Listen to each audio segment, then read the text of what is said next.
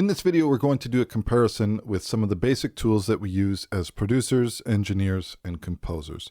So we're going to cover EQ, we're going to cover compression, we're going to cover some basic effects like reverb and delay, we're going to cover virtual guitar amp simulators, and also we're going to cover working with external hardware. Having said that, let's dive in. Okay, to start off with, I'm going to hop over to Logic. In Logic, we have the channel EQ. We have a low cut, we have high cut, we have a lot of different parametric bands here. These two are fixed as a shelf. We have an analyzer. In Studio One, we have something that's very similar, and that is called Pro EQ. So just going to click this little plus icon.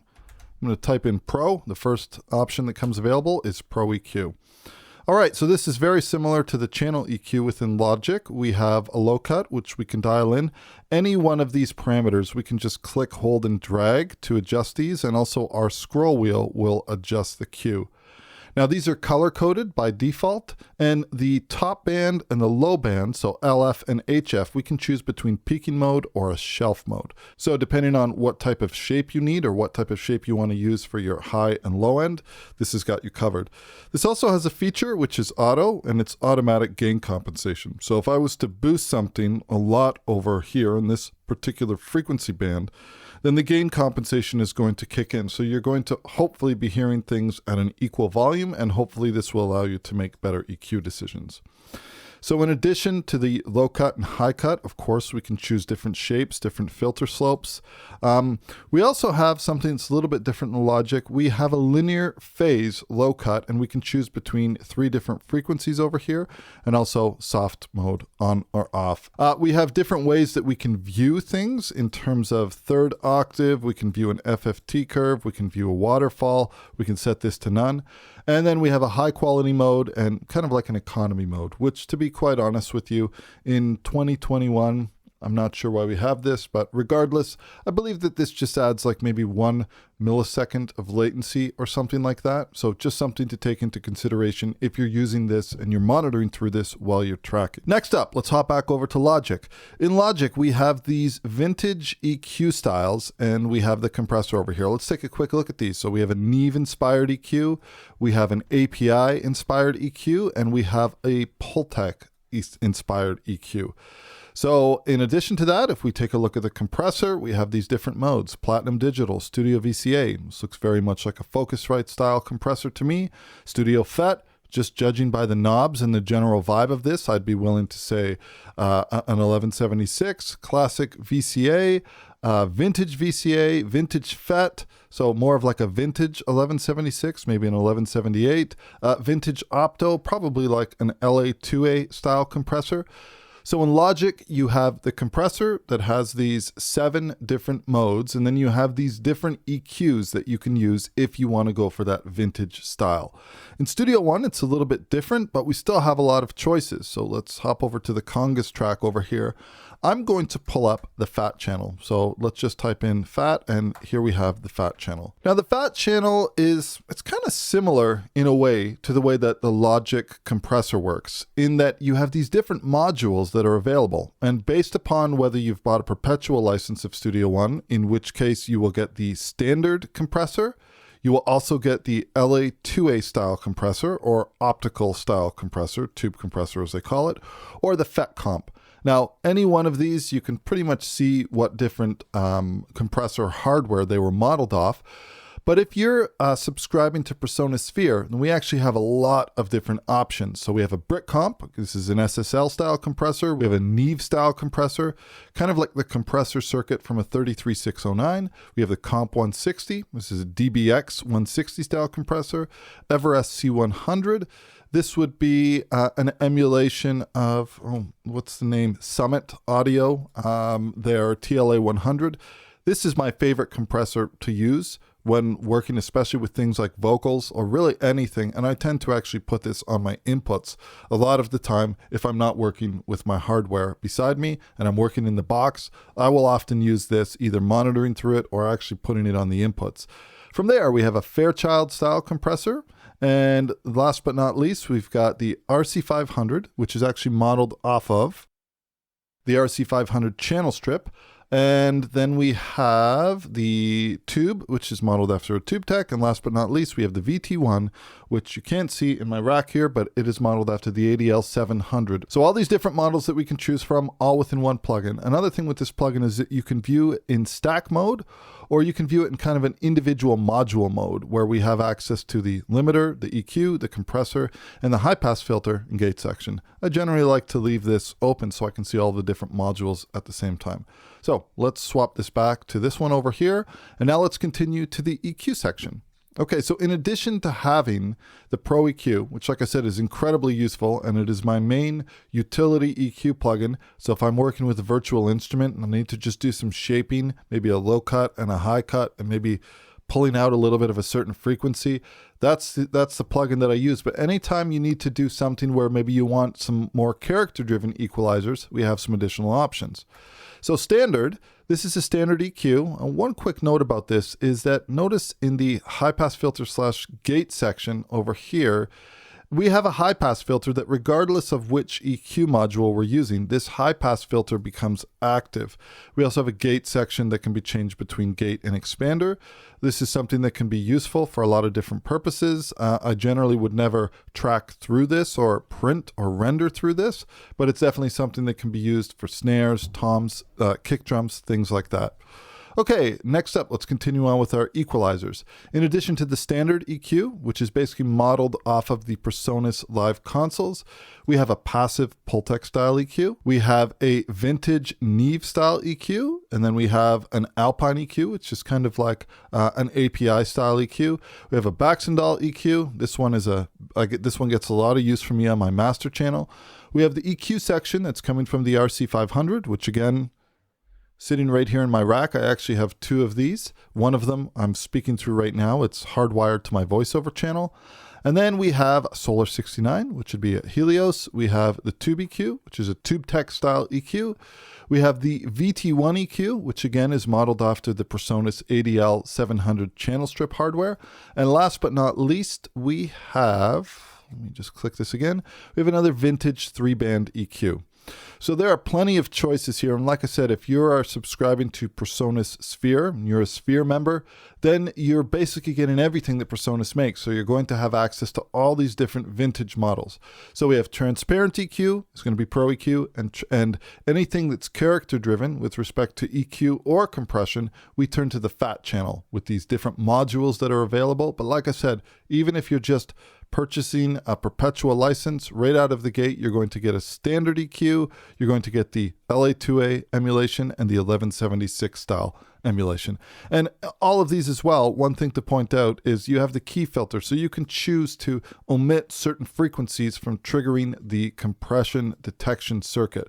And regardless of which model you're using, whether you're using a Fairchild emulation, this is all available in all of these different models. So just something to keep in mind. Actually, you know what? There's one more model I want to talk about, and that is Tricomp. So Tricomp, this was recently updated with PreSonus's state space technology. It's also worth mentioning that this is what was used to create all of the fat channel compression and EQ models that we were taking a look at earlier. The Tricomp is just an awesome sounding compressor that it's been my favorite in terms of the stock compressors within Studio One. It's basically a multi-band compression where your main mid-range frequency is fixed, and then you can adjust your low frequency and your high frequency in terms of the amounts, and also you can choose which frequencies you're going to be putting into the detection circuit. Input gain, mix knob, compression, one knob that you can just turn up. We'll just solo this really quickly. Can drive the input gain a little bit further, back off of the mix. I love the saturation in here. Maybe pull down the gain a little bit. We can adjust our knee. This is just a great all-around compressor. And if you need character, but you're not necessarily looking for something that is very specific to a vintage emulation, definitely Tricomp is worth checking out. And also honorable mention for completely invisible compression. The stock Studio One compressor absolutely phenomenal. All of the controls that you would need. We also have some adaptive and auto modes. It makes compressing very easily. A global wet-dry mix knob directly on board. And also you can really tailor the side chain. So if you wanted to use this compressor, for example, to act as if though it's a de-esser, then you can really get in here, listen to these different frequencies and kind of just hone in on the frequency range that you want to be compressing. Also look ahead, just a fantastic transparent compressor that if you just need something where you're happy with the tone you have, but you just need to control the dynamics, this is definitely worth taking a look at. Next up, let's take a look at the amp sims that we have available in Logic. So if we take a look at this, we have our basic amp designer. Okay, we can choose between different models. We can choose different amps and different cabinets, these different choices over here, anything that we want to do, mixing and matching these. We have the options to for some microphone choices as well. And then we have specifically for bass, we have the bass amp designer, which is kind of just like the bass version of this. And then we have pedals. And with these pedals, you can either load presets directly from here, or you can just drag and drop these pedals directly onto the pedal board, and you can basically make your own kind of like just like an external effects loop if you wanted to use it as such. Or if you just needed like a delay and you wanted to use that, you could just use this and you wouldn't have to use the whole amplifier section. In Studio One, we have, let me just take a look at this over here, we have Ampire.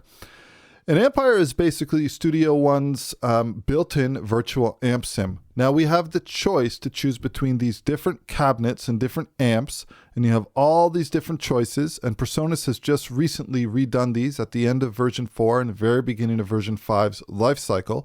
So we can choose between these all of these different amps, and you kind of have to just, you know, go by knowing what different amps look like. So if you're looking for clean tones or vintage tones, or maybe you want something that's really, really aggressive and in your face, these are the choices that we have, and we can kind of mix and match these as we want.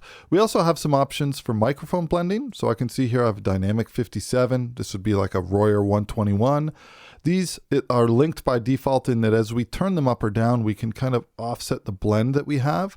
And also mic C, which is pretty much a stereo pair of, it looks like would be a small diaphragm condenser, that we can adjust this as well. We can also adjust the delay if we wanted to create some widening or some natural flanging and things like that. And then we can unlink this and we can set a manual blend between any one of these mic A, mic B, or mic C. We also have a built-in tuner that's directly over here. We can choose between different behaviors of that tuner. We can choose the calibration. And then we have an input trim and we have an output trim. A couple little Easter eggs here. We get the horns if we hover our cursor here. And then I can toggle between these different backgrounds. If you wanted something to be completely different, just completely dark, really up to you in terms of how you want this to look. I usually just leave it on that one setting over there. I passed it. We'll stick with this for now. Okay. Now, in addition to having the section where you can choose your amp and your cabinets, we also have a section where we can access our stomp boxes. And again, this goes without saying that this is going to ship right out of the box with some basic stomp box effects pedals. But if you purchase different plugins from the PreSonus store, you can purchase add-ons where you could actually add these different stomp boxes and different models that are available. They've recently added a couple of them. We can have something like delay. We can have any drive. Have a gate here. This is something that was added recently. Now, another thing that we have is this little area over here. This is our pre-post amp position. So if you wanted to have something really specific, like let's say that I wanted to have in this one over here, I want to add a tube dreamer in front of this, and I could reposition this just like that. One thing that I could also do is just drag this over to here, and then maybe this over here, maybe I wanted to kind of drive into this and then I want to have a gate happening before it hits my amplifier and my cabinets. I can reposition this bar, just drag this right across, and this will be the positioning of what's happening before we enter into the amp and cabinet and what's happening after. So this is very, very useful being able to do this. Now, in the same way that Logic has Pedals plugin, Studio One has the Pedalboard plugin. So this is something I have active over here. If we open up our browser and go to the Effects tab, notice that I can see an icon of all these different ones, and these are very easy to see. I can see right over here, Pedalboard, super easy just to drag and drop this directly from within here. And then you can either choose between presets, so something like this, or if you want, you can just do this all manually. So if you just wanted to use the pedals as an effects chain that could go on, say, a vocal track or keys or a synthesizer, sometimes with these digital in-the-box synths, it's a really awesome trick is just to use some pedalboard effects to get them to have a little bit of grit or something like that. I'm just going to remove this for a moment. Close our browser. And this is available, like I said, as a standalone plugin, so you don't necessarily have to load a full instance of Ampire if you're just wanting to use the pedalboard style effects. So this is very, very useful. One other thing I want to point out about Ampire XT is that depending on which add-ons you have, you may have different sets of presets that are available. So for example, you see the Ampire High Density. This is an add-on that added a couple different amp models. I believe it was the Pineapple 64 and this one over here on the amps. And then in this section over here, we have a bunch of different cabinets. Some of these are the legacy ones that were available in the older version of Ampire. And then some of them are new ones that were very much designed to pair specifically with the amplifier that they kind of belong with. So a great example of that would be something like a Blackface Twin going with a 2x12 Blackface. This amp and this cabinet would work really, really well together. And then you have choices in terms of which stomp box you want to have activated. You can bypass or enable or disable certain ones of these. You could connect this to your macro controls if you wanted to have access to this. So this is something that I could connect to, say, button 1. And now if I select this track and I entered my macro controls, you can see that this is available now. And I could really map out any one of these parameters to that if I wanted to. So in terms of having in Logic where you have a separate bass amp designer and a guitar amp designer, in Studio One it's all bundled together, and then you just have different sections where you might have some different presets for bass, whether you want some high gain stuff or something more in the clean domain where you're just looking for different bass presets that you can scroll through these, just kind of go through these different combinations, see what fits, see what works for the production that you're working on, and just kind of go from there. All right, so that is the compression, the EQ, and the amp simulators. Now let's take a look. Let's go back over to Logic. I used Logic for a brief point of time, somewhere between version 8 and I want to say version 9. For about 1.5 to 2 years, I was exclusively working in Logic. And when I was working in Logic, I was using the Space Designer plugin a lot. So I know there's more options than just Space Designer and Reverb. If we take a look over here, we have Reverb. So we've got 4 different reverb options. For this video, I kind of want to just cover kind of like a Studio One comparison between Reverb and Space Designer. So Reverb, I'm pretty sure it's an algorithmic based reverb. We have the option to choose between like rooms, chambers, different halls. We've got some great presets that are available within here. And this is very much for when you're looking for a different style, when you're not necessarily interested in using a convolution based reverb. Now in Studio One, we have a couple different answers to both of these styles of reverb, if you will.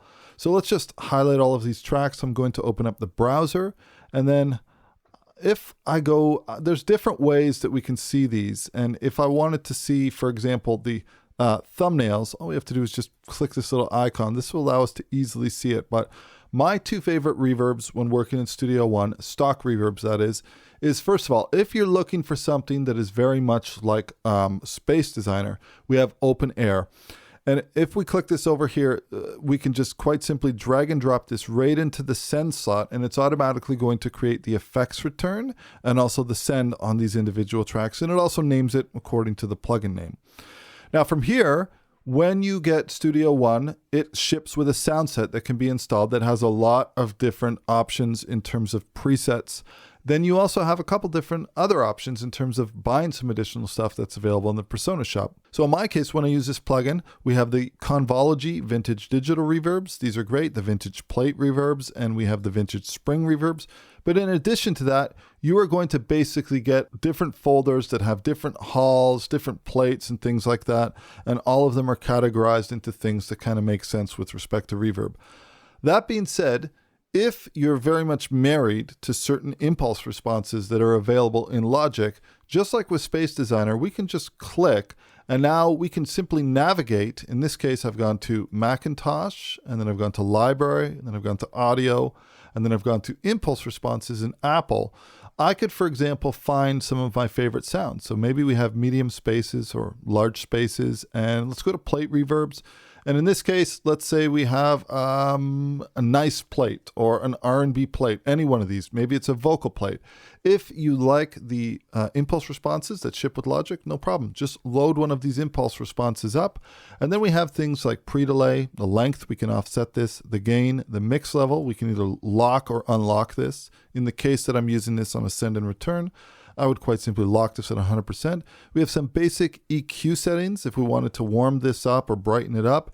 And now you're using the impulse responses that ship with Logic. So if I took something like, for example, let's take the congas. I'm going to bypass the compressors here. Let's solo this out, pull this down. These already have a little bit of reverb that's baked in. But now we can work with open air using our Space Designer impulse responses if we want to. Like I said, there's also a lot of different other options that are available in terms of presets that ship with Studio One. Now, next up, in terms of the effects that I want to take a look at in Studio One is probably my favorite Studio One reverb. I'm going to bypass all of these for now. In Studio One, they have a very simple plugin. It's called Room Reverb. I'm going to drag this to all of these tracks over here. So now it's just created a send for all of them. And let's go to percussion for this. And again, this room reverb, I don't know what it is. It just works. Even in the stock setting, I'm just going to start dialing this up. So we can choose between small room, medium hall, large hall. We can adjust all these different preferences here in terms of the size, the width, the height. We can adjust like distancing in terms of how we're hearing the reverb, in terms of height, like the symmetry, the moving positions. And the other thing that we can do is we can also mix between the early reflection section and the late reverb balance. So that's something that you see in a lot of higher end reverbs. Just having something like early reflections or just the late reflections. And the presets here too are great. So if you have send effects folder over here, but we also have these different presets all over here. This right now is locked to 100%, so it doesn't really matter.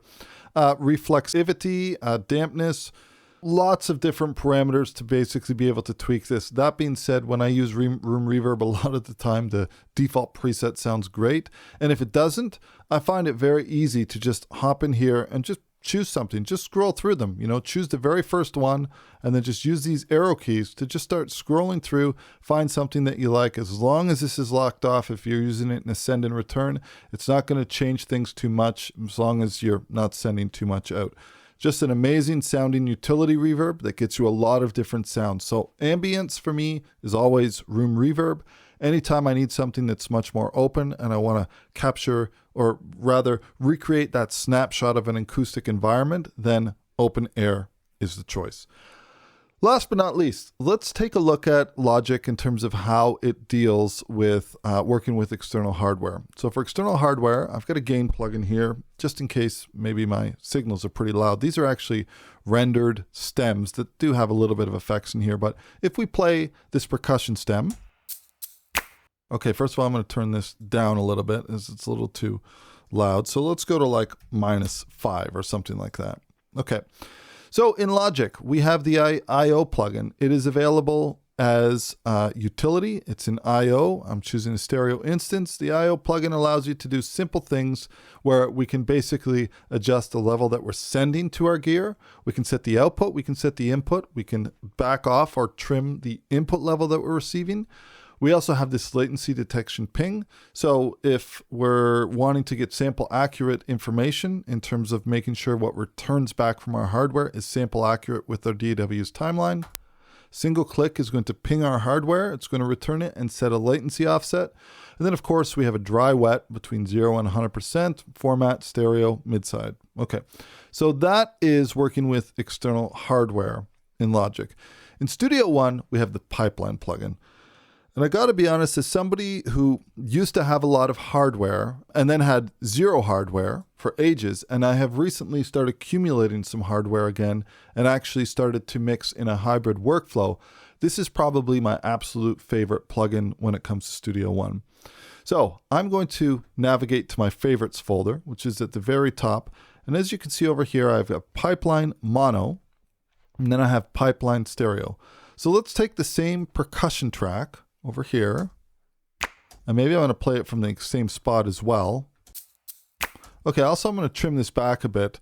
The trim tools, we discussed this in a previous video, but under input controls, we have a trim, which is basically just like a digital passive console trim. Doesn't change the tone or anything. It is literally just like trimming this down or trimming this back a bit. I'm going to type in like -3 just to give myself a little bit of headroom. So now, the easiest way to do this is we can either come in here and I can type in Pipeline, and we find Pipeline Mono or Pipeline Stereo, or I'm in my plugin folder. And anytime that you have a plugin that is something that you use a lot, like for example, Ampire, if I wanted this to always show up, I can just right click and I can click Favorite. The minute I click Favorite, if I go back to my Favorites folder now, which is in the Browser tab, notice that Ampire now has a little star beside it and it's marked as a favorite. So all of my most commonly used plugins I will generally put here. So for Pipeline Stereo, notice that I also have this drop-down menu, which is basically all the presets that I've created for my outboard gear. So in Pipeline Mono, I can see I have ADL 600, my ADL 700. I have my Warm Audio EQP WA, my RC 500, the WA2A, two WA76s. These are all in the mono path. And then in terms of stereo, I have my Warm Audio bus compressor. I have an ADL 600, which I actually use sometimes to just pass audio through to get some tube saturation. I have my trusty Alesis MIDI Verb, and then I have the both 1176s, which I don't think you can see in the camera angle, but I have them also linked together as a stereo pair. So for this, let's just drag and drop this preset directly on. Now we can see we have a really nice GUI. We have the ability to basically add a picture. So if you were doing something really specific and you had it set up a certain way, you could snap a picture, send that to yourself, and then basically all you have to do is just click this little tab and I could navigate to where that's lying on my system. And then I could basically have a picture of my settings directly embedded within the actual plugin. And if I save and close this session, that will be fully recalled. Now, in addition to that, if we click this, notice we have this kind of like this translucent background. It's kind of nice. I love using the notes option because I will actually make notes, and whenever I try to use hardware, I generally try to use it at very specific points that have maybe like a dot or a line, and I just make accurate notes and detailed notes so that I know exactly how to recall something for a session. Here we also have the ability to choose the input and output, and of course once you choose this and you save a preset, this is something that will just be remembered, so you will never have to do that again. One really cool tip is when you create an instance of Pipeline, let's remove this for a second. So I'm going to click remove. Notice that this preset's name is WA Bus Comp. Notice that it also said that in the device name. If I was to bring up an instance of Pipeline from here, this just says Pipeline Stereo. Now I could easily choose the inputs and outputs just like this. And now this would automatically work. And then I could easily click auto. Notice that it's done a ping. And it's also adjusted, and we can see this actual waveform. Another cool thing is we have these two colors. We have an orange send and a blue return. Now take a look at the way that this looks visually. This is actually very useful, even if it's just as a visual tool, because you can actually adjust, and it really helps in terms of getting kind of like an accurate A/B volume. Sometimes, it's always good to use our ears, but this is something that can be done directly from within here in this auto. The minute we click the setup mode, it will automatically ping our system and it will set that offset accordingly. Then of course we could name this bus compressor, whatever we want to do, set our inputs and outputs. Once you are completely happy with this, it's just a matter of clicking store preset. Now the thing I wanted to mention though, is if we do this, notice that it's still called Pipeline Stereo. I have a lot of different gear here, and I want to be able to, differentiate between these different pieces of gear. One really quick tip is before you actually save the preset, just rename it. So I could just call this bus bus comp. Now I'm going to click OK. Now this is called bus comp. And then in terms of saving this preset, once I have it set the way I like, maybe I want it to be a different color, little hidden feature. We can toggle through different colors just by clicking the PreSonus icon. I would want to definitely come out of setup mode here, but come out of this. Let's say that I wanted it to be just a traditional dark GUI. The other thing I could do, like I said, is if I wanted to, I could enter and find a photograph of this to take in as a backdrop. And then once this is saved, the minute I save this as a preset, I could just call this new bus comp. Never type on videos. It's embarrassing. Let's take out this. Let's make sure it's spelled correctly. I could give it a description. I could put it in a subfolder if I wanted to, or choose an existing subfolder. But let's just say that I wanted to put it here. Now automatically we have new bus comp that's right over here. And now if I was to get rid of this, just like that, we'll remove this. Notice that now if I drag in new bus comp, it's going to recall exactly in the last state that I've saved it. So that's just a little tip. And also if we would have added a description, that information is also available here as well. Let's take a really quick look at this one over here. This is another preset that I've created. We have my ADL 600. Notice I'm using the notes here. I'm actually writing down the coarse gain setting is set to 35. And then my left-right output is around 11 o'clock. And I specifically put here calibrated to -18. So that's a test tone I used to make sure my send and return are good. So I could literally pull up a tone generator. And if I needed to do a perfect recall, I could adjust the gain on the ADL 600 so until it's perfect so that it's working for me. A couple other things that are familiar again here. Let's actually play this percussion. Okay, so here we have our percussion playing. Notice that we can see the waveforms. All right, I can also dial this up a little bit. I can change the zoom setting if I want to see these transients. This also gives me information in terms of the AB level. So if I wanted to send out a little bit more, or if I wanted to send out less, we can see the orange color over here. And let's say I wanted to bring this return down. We can see that we're sending out something that's louder than we're returning. Okay, let's bring this back to where it was though, in terms of the preset level. The other thing we can do is we can go into a difference mode. And when we go into difference mode, this is basically what's the difference between these two signals, which kind of allows us to see what we're adding in terms of harmonic distortion. All of these tools are super useful. Difference, zoom, sensitivity slider. Last but not least, we can invert the polarity, and then we have a mix knob. One really cool trick to inverting the polarity is if you wanted to dial in like a perfect 50-50 blend. Just gonna let this play out. I'm gonna invert the polarity, and now I'm gonna use my mix knob, and I'm gonna dial this in till it pretty much disappears.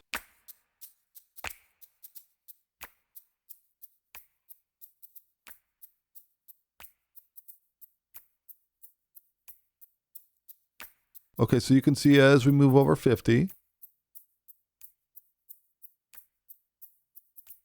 So at 50%, in this case, doesn't always work out this way, but in this case, 50% works out to be that when we invert the polarity and we dial it in, we're getting it to almost cancel itself out phase-wise, then pop the polarity back in phase again.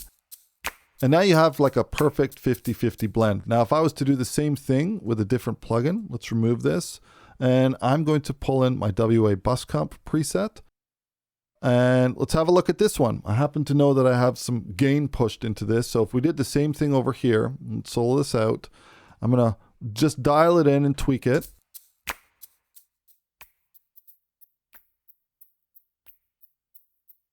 This is kind of like a great way to get like almost like a delta of what you're working with. And then now we have a perfect 50-50 blend. And of course, we know that we can either pull this back or dial it up. If we wanted to make any adjustments, the zoom is giving us the difference. So we can see what's being added to the signal. And then just zooming in, if I want to see kind of really like sample accurate stuff and fine tuning my send and return levels. For me, Pipeline XT is a huge, huge time saver because it allows all of my hardware to be completely sample accurate, gives me a little bit more flexibility in terms of the GUI. I can add those notes in there. I don't have to fill up my comment section or anything like that. I can put a picture in there if I want to. And the last thing that I want to mention, because I think I kind of wanted to cover the basics, and for me, there is one other thing that Studio One handles, and it does it really, really well. let's go to the Celeste track over here. And I'm going to go, let me just close my favorites folder. Analog delay. This is another one of the recent plugins that was updated by Presonus with their state space modeling technology. This is just a fantastic plugin. It's an analog model delay plugin, very much like you would hear something like an Echo Boy or Waves H delay. Again, comes with lots of different presets that you can choose from. In the case where I'm using it as a send and return, I would lock this at 100% wet. And then all the things you would expect, right? We have our ping pong modes. We can swap the channels out. We can go to a sum mode. We can do a high cut. We can do a low cut. We can add drive. We can change our timing. We can change our feedback. We have our LFO section. So in terms of modulation, if you wanted to do some modulation on your delays, it's just a fantastic sounding delay. Stock right out of the gate. It's got a gritty sound if you push the drive up, and this is, like I said, it's a newly updated plugin that they've included their state space modeling. So for me, between those two reverbs, that delay, there is one other thing that's really pretty awesome. Their chorus also great. Maybe I would put that directly on the track itself versus here. Just a really nice sounding chorus. You could choose between the different voices, different LFO shapes, the depth level, stereo width. We could adjust the spread. We could pull it down to mono, your low frequencies, high frequencies, chorus, doubler. So if you're looking for basic effects, EQ, compression, reverb, you need amp simulators, you need to work with external hardware, things like that. This is a super great set of tools that come stock within Studio One. And then to top it all off, they even have a really nice limiter, which comes in very, very easy to use. Quite simply, set your ceiling, either pull down the threshold a bit first if you want to kind of ramp up into the limiting, or just drive the gain. You can set a true peak mode on, or we can soft clip, whatever you want to do. A couple different envelopes in terms of fast, normal, or slow. You can adjust the release, and then you have two different modes, A mode, B mode. You can view this in terms of K-system metering or just peak RMS, whatever you need to do. Just a super transparent limiter. It'll get you there. It'll get you to a specific loudness level that you need to hit and just gets the job done. So that's it for this video. In the next video, we're going to dive into some basic mixing and basic editing in Studio One versus Logic. So we'll catch you for more in the next one. Cheers.